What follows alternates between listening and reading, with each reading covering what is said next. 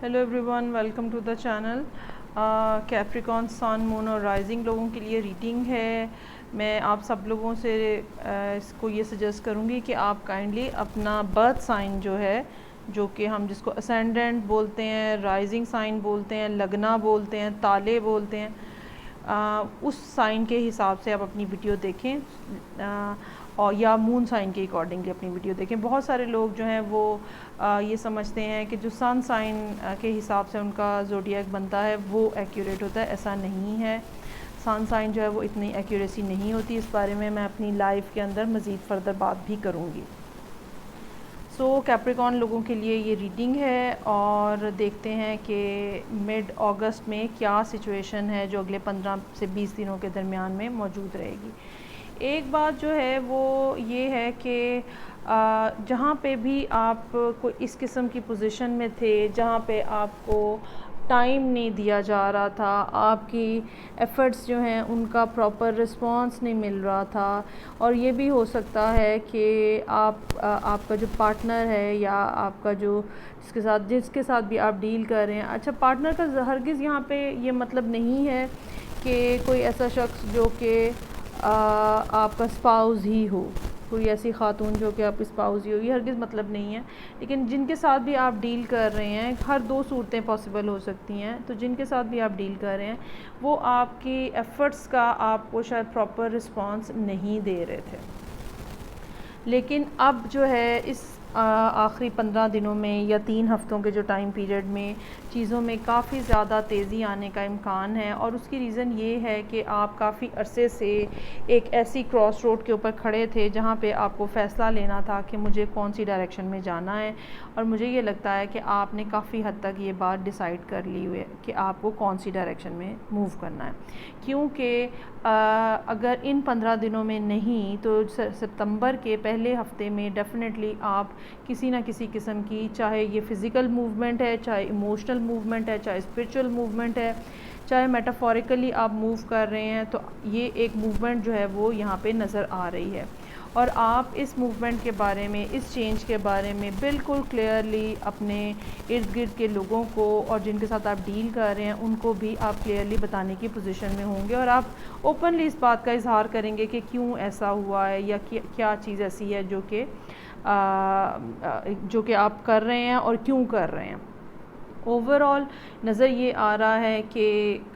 एक से ज़्यादा लोग जो हैं वो इस सिचुएशन के अंदर इन्वॉल्व थे, जिसकी वजह से आपको ये महसूस हुआ है या आप ये समझते हैं, और अभी भी आपका फोकस इसी बात के ऊपर है कि आपके साथ जो रिलेशनशिप है, आपके साथ जो ताल्लुकात है, आपके साथ जो कनेक्शन है, उसमें इंसाफ नहीं हो पा रहा। ठीक है, आपको चीज़ें जो हैं वो बहुत क्लियरली समझ आना शुरू हो गई हैं, और अब आप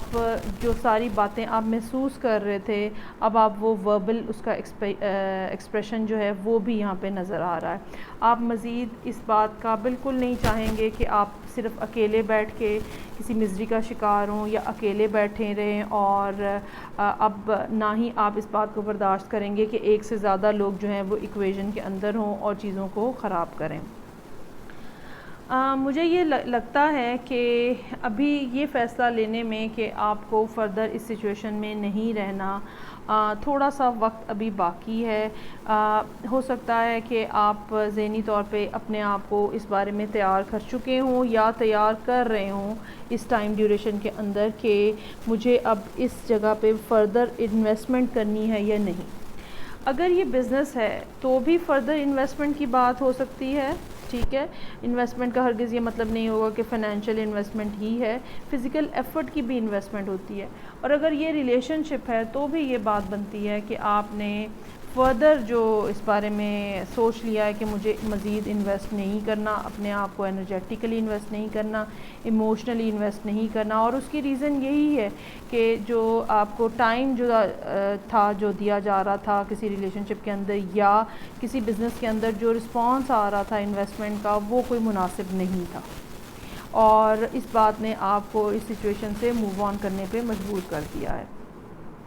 آپ کے چاہتے آپ یہی ہیں کہ آپ ایک اچھی خوشیوں بھری زندگی گزاریں، لیکن اس کے لیے آپ کو ایڈوائس یہی ہے کہ آپ چیٹنگ جو ہے نا اس کو ایوائڈ کریے گا۔ اگر آپ نے پچھلے مہینے کی مڈ منتھ کی ریڈنگ دیکھی ہے، اس کا بھی تھیم جو ہے اور اس کا بھی جو میں نے ٹائٹل لکھا تھا وہ یہی لکھا تھا کہ چیٹنگ کو ایوائڈ کریں آپ، کیونکہ دوسرا کارڈ آپ کے لیے تھوڑی سی وارننگ لیے ہوئے ہے۔ یہ کارما کا کارڈ ہے،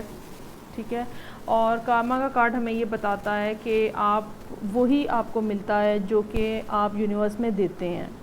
اگر آپ یونیورس میں ایک نیگیٹو انرجی بھیج رہے ہیں، چیٹنگ کی انرجی بھیج رہے ہیں، تو الٹیمیٹلی آپ کے ساتھ بھی چیٹنگ ہوگی۔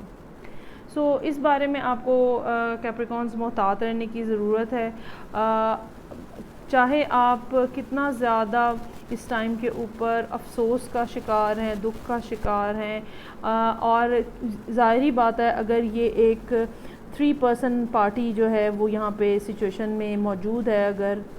بہت زیادہ اوور کراؤڈڈ قسم کا ریلیشن شپ ہے، تو ظاہری بات ہے کہ اس بات نے آپ کو ہرٹ کیا ہے، لیکن بجائے اس کے کہ آپ